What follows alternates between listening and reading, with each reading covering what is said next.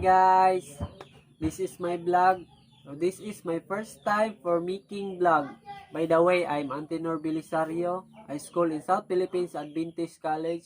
I'm taking course of BSBA, major in OM, and also I'm third year college. I'm 22 years old. So this video, we will tackle about SWOT and PISTEL analysis of the countries that have a potential for internal business trade. So first is Bangos ng Sarangani Bay.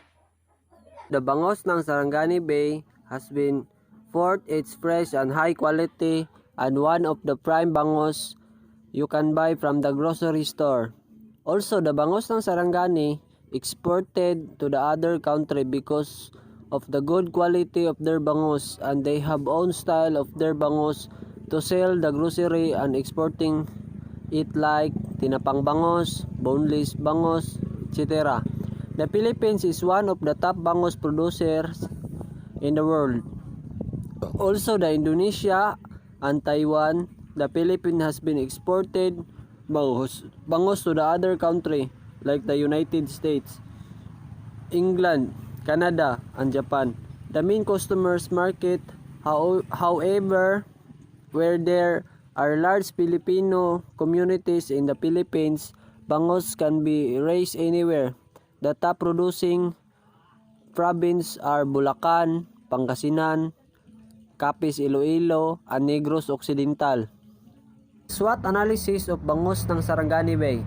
Strengths: steady supply of bangos fry for our growth out raw material, hatches own fish, feeds, and grows in an unpolluted water of Sarangani Bay. Use of cutting-edge feeding and growing technologies, well-programmed production system, preserved quality and processing system, processing planet, have first choice of the best quality fish versus traditional salvage operation. The weaknesses: yield gap in fisheries resources, particularly in reservoir fisheries. Average yield reduced to 1,000 kg whereas potential is 3 to 4,000 kg hectares. Fish stock in India territorial deep sea water also remain untapped owing to the dearth of sustainable fishing vessels.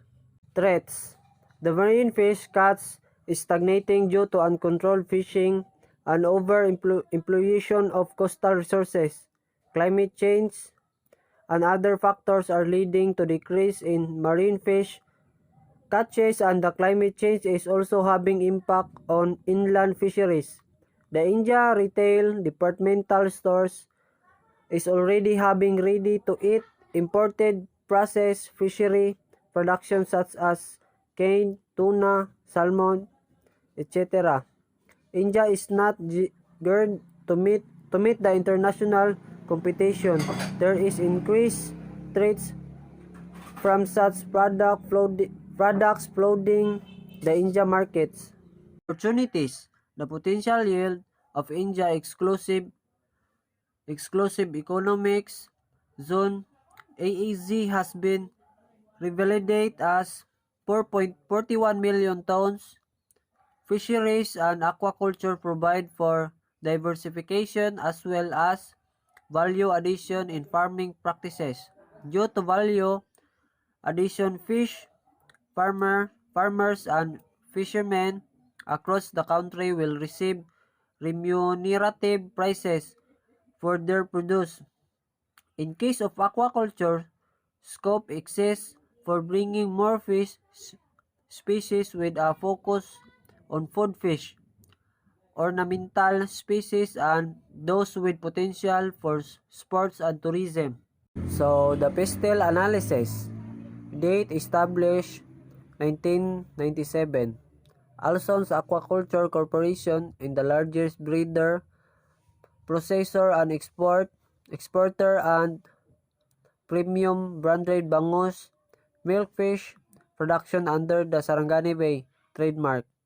Nearly 7,000 metric tons of fish are formed in the pristine water of southern Mindanao across 50,000 cubic meters of sea cage and 350 hectares of Bacchus water ponds, beginning with its entry into the US market in 1987. Sarangani Bay now export more than half of its processed harvest to Filipino communities in the US. US Armed Force commissaries worldwide, Canada, Middle East, Europe, Australia, Guam, Malaysia, and Japan. Today, the same high-quality products have gained strong and loyal patronage in the major retail and food service accounts in the key cities of the Philippines. Aquasur Resources Corporation (ARC) is in charge of marketing AAC and FHI aquaculture products in Manila and Iloilo. It is engaged in research work for the Alcantara's interest in aquaculture. Aquasur is 95% owned by Aldivinco and 5% by the Alcantara family. So the second is the young coconut in the Philippines. So what is young coconut? Young coconut in the Philippines have a good quality so that United States allowed to export in their country that not just a young coconut, also the coconut oil to provide their cooking oil needs, because coconut oil can expand the good taste of the food. That's why it is good for exporting in the other country. In Philippines, many Filipinos selling buko juice, gulaman with coconut, and other selling coconut oil, etc. So that the United States allows now to entry of young coconut coming from the Philippines, following a bilateral meeting held between the two countries, request made by the Department of Agriculture.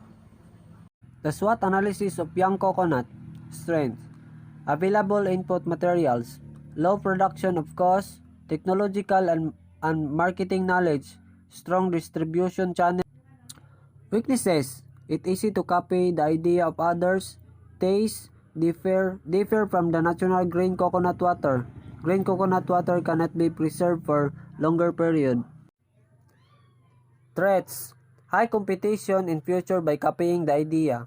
Entrance of new product, alternatives unavoidable in some segment. Uncertainty of launching a new product.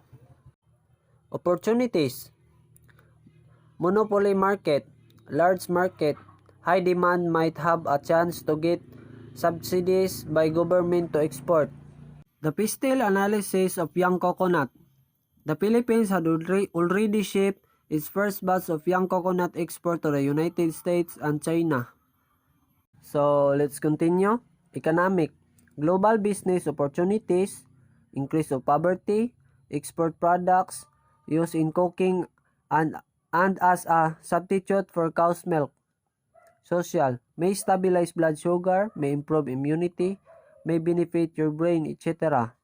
Technological: coconut water is the liquid endosperm obtained from a young coconut 6 to 8 months, which is pure, nutritious, and wholesome natural beverage.